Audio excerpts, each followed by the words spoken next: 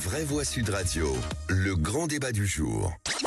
J'ai entretenu vraiment très longuement, je l'ai reçu chez moi, l'ex-compagne de Julien Bayou. Je pense qu'il y a des comportements qui, en effet, sont de nature à briser la santé morale des femmes. C'est Kafka. Voilà. Au-delà de mon cas personnel, je crois que c'est vraiment irresponsable de lancer des accusations sans étayer. Je ne regrette absolument rien, vous ne me ferez rien regretter. C'est que si je dois quitter la politique pour avoir défendu les femmes, eh bien ce sera un honneur. Bayou vient de voir la plainte déposée par son ex-compagne, classée sans suite par le parquet de Paris, non pas pour infraction insuffisamment caractérisée comme c'est toujours le cas, mais pour absence d'infraction. Fin de l'histoire. La porte-parole du parti me disait hier soir, si Bayou le souhaite, il peut redemander à adhérer. J'ai tout perdu, mais je suis debout, réagit Julien Bayou après le classement sans suite de la plainte d'une ancienne compagne. Pas d'infraction, tranche le parquet de Paris. Après les accusations télévisées de harcèlement psychologique par Sandrine Rousseau, l'ancien dirigeant des écologistes avait perdu tous ses mandats et fonctions politiques. Alors parlons vrai, est-ce que désormais une simple dénonciation suffit pour briser un homme ou une femme, Ça pourrait marcher dans l'autre sens. Et à cette question, classement sans suite, Julien Bayou doit-il poursuivre Sandrine Rousseau pour dénonciation calomnieuse? Moi, je réponds. Vous dites oui à 94%. Ah bah moi aussi. Votez au 0826 300 300. Aurore Boyard est avec nous, avocate experte en droit familial engagée dans la lutte contre les violences faites aux femmes. Maître, bonjour, merci d'avoir accepté notre invitation. Vous disiez quoi il y a quelques instants Daniel est venu. Daniel, C'est une inquisitrice, cette femme. Elle me fait peur, Sandrine Rousseau. Ah bon? Elle confond le féminisme et la chasse à l'homme. Ah oui. Non, moi je suis... Vraiment, cet homme a été miné, enfin je sais pas, ils l'ont tué complètement. Comment va-t-il faire pour remonter la pente? En tout cas, il est charmant. Ah, très bien. Regardez. On lui dira. Non, mais je voulais dire, c'est mon anniversaire. René Chiche. Alors, c'est vrai que pour Julien Bayou, c'est terrible ce qui lui est arrivé. Bon, en même temps, c'est malheureusement symptomatique des querelles assassines et des guerres intestines que se livrent les Verts à chaque fois. C'est le parti où ils se livrent des guerres sans merci, mais là, c'est terrible. Alors, ce qu'a fait Sandrine Rousseau, et pour moi, c'est impardonnable. En fait, il y a plusieurs sujets qui s'arrêtent. Exactement. Plein de sujets dans cette histoire. Exactement. Voilà. C'est aussi, il y a des luttes politiques, des luttes d'ambition. Ce qu'elle a fait, en plus, moi, je sais pas si vous l'avez vu. Moi, j'étais devant la télé, je l'ai vu en direct aussi faire ce qu'elle disait. Mais alors, par contre, pour répondre vraiment à votre question très précise sur la radio, porter plainte pour des associations. Est-ce qu'elle a fait une dénonciation calomnieuse? Parce que moi, quand vous dites sur un plateau de télé, j'ai été avec une femme qui a été brisée parce qu'elle était avec lui, ça s'appelle une dénonciation. Désolé. Oui, mais enfin, on va demander à Maître Boyard. Moi, sur le principe, je suis d'accord avec vous, mais maintenant, si on parle en termes juridiques, puisque nous avons une avocate avec nous, est-ce que juridiquement, s'il faisait il se portait plainte avec recours avec ça, est-ce que ça serait retenu par la justice? J'aimerais bien le savoir après. Eh bien, tout de suite. Alors, on n'a évidemment pas tous les éléments. Moi, je peux pas me prononcer comme ça sur des éléments. Est-ce que vraiment, quel est l'état de cette plainte? Qu'est-ce qu'il y a derrière? Enfin voilà, on n'a absolument aucune idée. Le procureur dit il n'y a rien. Non, mais je veux dire, quelles sont les raisons? Est-ce qu'il y a d'autres raisons derrière qui ont motivé cela? J'en ai absolument. Règlement de compte politique, etc. J'en sais rien. Non, mais voilà, des différents autres. Je absolument aucune idée. Donc on ne peut pas se prononcer sur le fond. En revanche, c'est certain, c'est que oui, le combat lui doit continuer. Ça me semble évident. Après, la question évidemment de la forme peut poser question sur l'emploi du conditionnel. Moi-même, tout à l'heure, quand on parlait, vous savez, de l'affaire Betaram, etc., je pense qu'il y a des précautions oratoires à prendre, ça c'est certain, lorsqu'il y a des choses sur lesquelles on n'a pas des éléments suffisamment probants. Ça, c'est certain. Vous ne pouvez pas, je vais donner la parole à précautions Maître, oratoires, c'est sûr. Vous ne pouvez pas outer quelqu'un. C'est faux. Bien sûr. Si c'est Bien la sûr. personne, si la victime parle d'elle-même, oui, mais vous ne pouvez pas dire j'ai entendu dire ou on m'a Bien dit sûr. que. Enfin, personne. Si on n'a pas d'éléments suffisamment clairs, oui, bien sûr. Va nous mettre tout le monde d'accord. Aurore Boyard, avocate experte en droit familial et engagée dans la lutte contre les violences faites aux femmes. Quel est votre avis sur cette affaire? On peut porter plainte. D'abord en tant que femme et après en tant qu'avocate. Oui. Ce que je voudrais préciser, parce que tout à l'heure j'ai entendu, on a expliqué que c'était peut-être une première fois qu'il y avait un classement sans suite pour absence d'infraction. Non, ça arrive. Il est clair qu'on a beaucoup plus de classements sans suite sur infraction insuffisamment caractérisée, mais pour absence d'infraction, cela arrive. Moi, j'ai eu des dossiers qui ont été classés pour absence d'infraction. Donc c'est vrai que c'est important parce que ça peut laisser une voie à la personne qui a été mise en cause pour pouvoir soit agir en dénonciation calomnieuse ou peut-être aller même sur un terrain civil sur une notion de faute en considérant que la personne aurait commis une faute et dans ce cas-là, il faut démontrer la faute Le préjudice et le lien de causalité entre la faute et le préjudice, parce qu'on parle souvent du pénal, mais il y a le civil aussi qui est là et qui peut permettre de réparer. Surtout que par rapport à ce qu'il explique, il a quand même des incidences financières, des incidences réputationnelles importantes. Ce que je tiens aussi à préciser, c'est que là, on a un classement. Il faut savoir que la victime a une possibilité de contester ce classement aussi. Donc la procédure qui sera ouverte en fait aux mises en cause. Donc lorsque définitivement il aura été statué sur le fait qu'il ne peut absolument pas être mis en cause et poursuivi. Ça veut dire que dans un cas d'un classement sans suite, en règle générale, on peut, si on n'est pas d'accord avec le classement sans suite, faire un recours auprès du procureur général ou selon le type d'infraction, on peut saisir un juge d'instruction dans le cadre d'une plainte avec une décision de partie civile. Donc la question qui se pose là aujourd'hui, c'est est-ce que la plaignante va saisir le procureur général, va contester finalement ce classement sans suite. Mais la deuxième question, quand vous dites il pourra faire une demande de réparation, est-ce que c'est via la victime ou via Sandrine Rousseau? Alors, il peut... tout dépend en réalité, il peut très bien agir contre les deux. Ça sera à lui de choisir la voie procédurale qu'il va utiliser. Voilà. Après, pour véritablement se positionner sur un dossier, et je dirais que notre intervenante tout à l'heure me faisait sourire parce qu'il a un réflexe d'avocat, c'est qu'effectivement, tant qu'on ne connaît pas le dossier, c'est extrêmement compliqué de dire ce qu'il y a dedans. Et il vaut mieux parler effectivement au conditionnel. D'ailleurs, nous, avocats, lorsque l'on envoie des lettres comminatoires à quelqu'un d'autre, on parle toujours au conditionnel parce qu'on n'est pas là, on ne sait pas ce qui s'est passé. Donc là, ce que devrait faire l'avocat de la plaignante, c'est demander la copie du dossier, comme va le faire également très certainement l'avocate de Julien Bayou, pour voir en fait dans le dossier, question qu'on peut se poser, est-ce que tout le monde a été auditionné? Est-ce que l'enquête qui a été faite est une enquête véritablement poussée, très fouillée? On ne le sait pas. Ils ne le sauront que lorsqu'ils auront la copie du dossier. Daniel Evenou, vous avez connu l'époque où le féminisme, c'était quelque chose qui était quand même très libérateur, parce que quand on pense qu'une femme ne pouvait pas signer un chèque jusqu'en 1965, c'était quand même surréaliste. Quelle idée vous avez aujourd'hui de ce qui est devenu le féminisme? Ça vous fait peur? Ah bah quand c'est un féminisme comme ça, oui. Comme Sandrine Rousseau. Mais c'est horrible, je suis désolée, maître, de vous dire ça. Vous la connaissez peut-être? Non, mais peu importe si elle la connaît.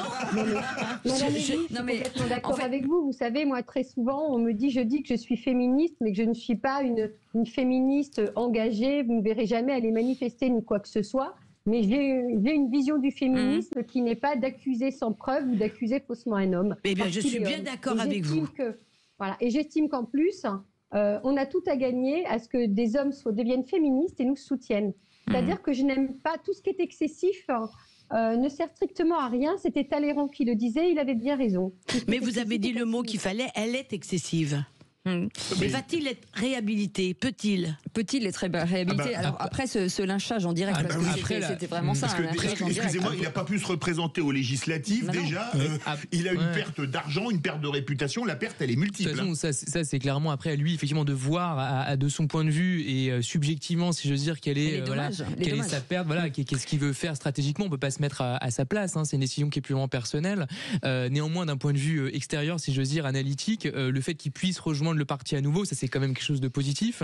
Excusez-moi, mais je pense que vu ce qu'a fait Marine Tondelier, qui demandait des témoignages sur lui pour l'enfoncer, il a peut-être pas tellement envie d'y retourner. Oui, peut-être. Mais en tout cas, ce qui est certain, c'est que si le combat politique qu'il porte, il a l'air d'être sincère. Enfin, c'est quelqu'un qui en fait depuis, je crois, pas mal d'années. Donc voilà, il pourra sans doute continuer ce combat-là qui lui est cher, peut-être en le transformant aussi, en additionnant peut-être avec d'autres causes désormais qu'il a à connaître. Mais bien sûr. Alors, je voulais revenir sur les propos de Maître Boyard, c'est ça? Oui, Maître Boyard. Voilà. Alors, vous avez dit que vous étiez donc féministe, c'est tout à votre honneur. D'ailleurs, il faut être féministe. Moi, je suis un peu féministe. Mais finalement, est-ce que vous considérez que le fameux mouvement MeToo, qui a été peut-être important, est devenu quelque chose de totalement incontrôlable, qui ouvre les portes à tout, parce qu'il y a non seulement actuellement l'affaire Bayou, mais il y a combien d'autres affaires? On a eu Habitants, d'autres affaires comme ça, où des gens ont été quand même... Franck Gastambide, qui a quand même 6 accusations, mais 6 accusations dans Mediapart, mais 0 plainte contre lui. Hein. Alors, Maître Boyard, il faut pas ni aller dans un sens ni dans un autre. Pas du tout. Non, mais bien sûr. Par exemple, il y a des affaires qui sont graves, comme Depardieu, Poivre d'Arvor, etc. On est d'accord. Mais est-ce que vous, Maître Boyard... Qui sont graves aujourd'hui, qui ne sont pas jugés. Non, mais bon, il y a quand même des soupçons, mais bien sûr, ils sont présumés innocents. Mais est-ce que vous pensez, Maître Boyard, que ce mouvement MeToo a ouvert la porte à des femmes qui viennent porter plainte, donc auprès d'avocates comme vous, ou pas comme vous d'ailleurs, et que c'est donc quelque chose maintenant finalement de totalement incontrôlable dans tous les milieux d'ailleurs? Alors, je dirais que ce mouvement MeToo, moi à l'époque, d'ailleurs on en avait parlé avec Philippe David, j'en avais parlé sur la radio, je disais que moi ce qui me gênait, c'est les excès. Et c'est-à-dire que l'avantage de ce mouvement MeToo, c'est que MeToo, ça a permis à beaucoup de femmes qui n'osaient pas parler, de libérer la parole et de parler. Donc il ne faut pas dire que ça ne servait à rien. La problématique, c'est que de toute façon, vous le savez, de partout, quelles que soient les situations où ce n'est pas propre aux violences intrafamiliales, aux violences, et à un moment donné, il y a quand même des gens qui exagèrent. Et la justice, elle est faite justement pour régler ça. Et la problématique de notre temps aussi, ce sont les réseaux sociaux. C'est aussi parce que les gens aujourd'hui ne se rendent même plus compte, à la limite, quelque part, de ce qu'ils disent. Il n'y a plus cette éducation de faire attention à ce que l'on dit. Voilà. Donc moi, ce qui m'ennuie beaucoup, c'est que les excès de certaines personnes du milieu MeToo, ou pas forcément du milieu MeToo non plus, hein, on va être clair, pourront étouffer celles qui en ont vraiment besoin. Des femmes qui ont réellement été victimes et qui ont des problématiques, mais pas que des femmes, parce qu'il y a aussi énormément d'enfants, ça on l'oublie souvent, et il y a aussi des hommes qui sont victimes. Moi j'en ai à mon cabinet, moins bien évidemment, mais il y a le cas. Donc en réalité, ce qu'il faudrait, c'est savoir raison garder. Ensuite, je précise qu'on ne dépose pas plainte auprès d'un avocat, on dépose plainte auprès des services de police ou de gendarmerie, mais elles viennent parfois nous voir après avoir déposé plainte. Parfois, on leur conseille d'aller déposer plainte et on leur explique les éléments de preuve, parce qu'avocat, monde judiciaire, on travaille quand même principalement sur les modes de preuve.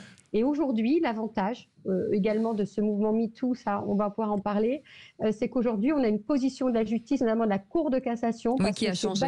Qui a changé. Je ne suis pas la seule pour rendre recevables les enregistrements téléphoniques à l'insu du conjoint ou à l'insu d'une personne lorsqu'il y a des menaces de mort. C'est-à-dire que ça, c'est très important lorsqu'il y a des coups qui sont donnés.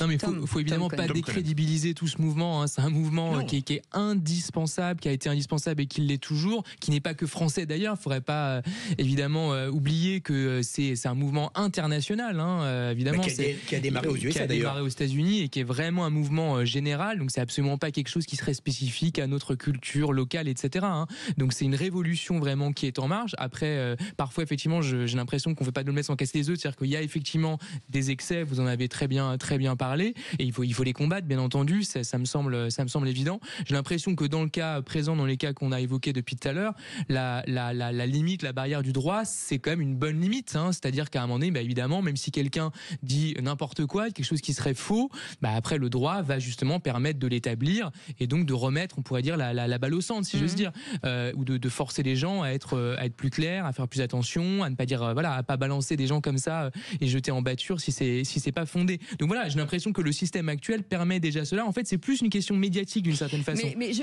comprends, je comprends certaines choses, en tout cas certains hommes ou certaines femmes qui disent c'est marrant, ce sont que des joueurs de foot, que des gens connus, c'est ça le problème. Il y a que ça qui ressort aujourd'hui. C'est comme vrai. si les personnalités ou des personnes qui étaient plus argentées que d'autres étaient tous des salopards. C'est ça qui me gêne. Alors que c'est faux, hein, on le sait bien qu'il y a des personnes justement qui sont dans l'ombre et qui sont tout autant des victimes. C'est la seule chose qu'on retient malheureusement. Alors qu'il y en a partout. Moi, j'ai le cas de clients qui avait été faussement accusé de viol notamment, pour lequel j'ai obtenu des ordonnances de non-lieu. Alors, c'est pas sorti dans la presse ni quoi que ce soit, mais néanmoins, il y a quand même eu un impact sur sa famille. Hein, absolument. Et son entourage. Voilà, ça arrive. Il y aura toujours une suspicion, c'est ça le problème. Allez, 0826 300 300 avec Ludovic qui est avec nous. Rebonsoir Ludovic. Rebonsoir Ludovic. Rebonsoir les vrais voix. Oui, en fait, monsieur Bayou, ça veut dire détruite, non pas par des féministes, mais des néo-féministes qui déconstruisent l'homme et l'homme blanc en particulier. Là, le mal est fait, il risque d'y avoir toujours des suspicions pour son avenir. Et quel sera son avenir? Ça pose une question au préjudice. Au lieu de lynchage médiatique, déjà porté des preuves judiciairement, qu'il y a une instruction judiciaire qui a porté preuve, et ça remet entre guillemets le principe de présomption d'innocence. Et je me demande, peut-être que Maître Boyard pourra répondre, il ne faut pas sanctionner ceux qui ne respectent pas cette présomption d'innocence. Alors là, vous mettriez plein de gens en procès. Hein. Là, vous allez avoir des clients, Maître Boyard. Si toutes les présomptions d'innocence violées, ils viennent vous voir. Là, il y a une liste. Attention. Après, il ne faut pas non plus... Attendez, on va laisser répondre. Pardon. Maître, c'est à vous. Il y a déjà des mécanismes qui permettent, heureusement, tout existe en droit aujourd'hui, on va être très clair. Donc effectivement, comme on le disait tout à l'heure, Monsieur Bayou a la possibilité, et il le verra avec son avocate, Maître Marie Dosé, qui est une excellente avocate, spécialisée également dans ces domaines, qui a l'habitude de batailler. Ils feront le choix ensemble de ce qu'il fera ou pas, mais il existe énormément de mécanismes, bien évidemment, pour lutter contre ça. Mais le problème, c'est que la rumeur, le mal est fait, ça on le voit aussi, et puis par expérience, pour le cas de clients que j'ai suivis et qui ont été innocentés, pour lesquels il n'y avait plus ils ont été innocentés. Souvent, ils vous disent, mais moi, j'ai pas envie d'engager une procédure. J'en ai marre. Ça dure des années, parce que si derrière, il y a des recours qui sont faits pour contester le classement sans suite, ça dure des années, les gens en sortent lessivés. Absolument, absolument. Petite question. Et physiquement aussi, c'est extrêmement dur. Daniel Evenou, vous avez été marié à un ministre pendant 30 ans. Il n'a pas été ministre pendant 30 ans, mais en tout cas, est-ce qu'il y avait déjà des affaires comme ça qui sortaient à l'époque ?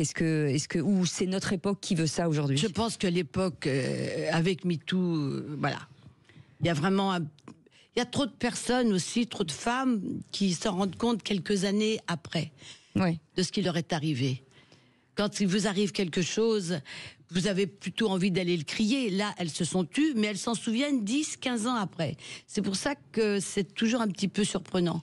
Mais est-ce que c'est pas le MeToo, justement, de dire, si que tout le monde commence à parler, à libérer la parole, je vais peut-être pouvoir le faire. Il y a aussi une solitude pour toutes ces femmes qui, pendant des années, il y a 20 ans ou 30 ans, on ne prenait même pas leur plainte. J'avais 12 ans, moi j'ai été victime.